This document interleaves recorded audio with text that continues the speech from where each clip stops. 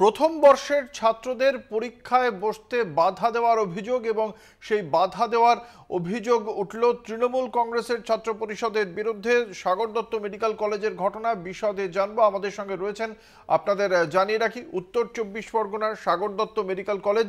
সেই সাগর দত্ত মেডিকেল কলেজে যারা ছাত্র রয়েছেন তাদের প্রথম বর্ষের ছাত্রদের একটি পরীক্ষা ছিল। সেই পরীক্ষার দেওয়ার সেই ছাত্রদের পরীক্ষা দিতে বাধা দেওয়া হয়েছে বলে অভিযোগ উঠেছে এবং সেই অভিযোগ উঠেছে তৃণমূল কংগ্রেসের ছাত্র পরিষদের বিরুদ্ধে।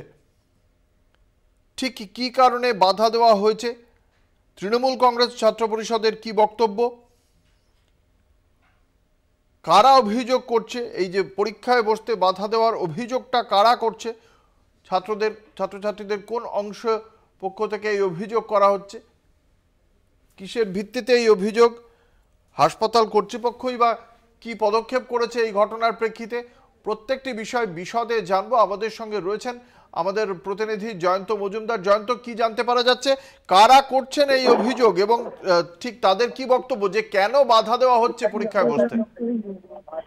দেখো, প্রথম ছাত্র তারা যখন একদম ফার্স্ট সেমিস্টারের প্রথম পরীক্ষা, তখন কিন্তু জয়ন্ত, তুমি স্থান পরিবর্তন করো, তোমার কথা শোনা যাচ্ছে না। বলো জয়ন্ত।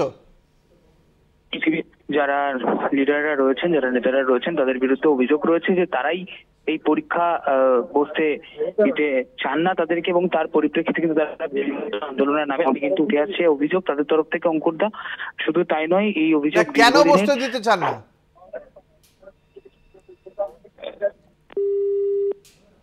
সম্ভবত আমাদের সঙ্গে যোগাযোগ বিচ্ছিন্ন হয়ে গিয়েছে। আপনাদের জানিয়ে রাখি, এই অভিযোগ অবশ্য অস্বীকার করা হয়েছে তৃণমূল ছাত্র পরিষদের পক্ষ থেকে।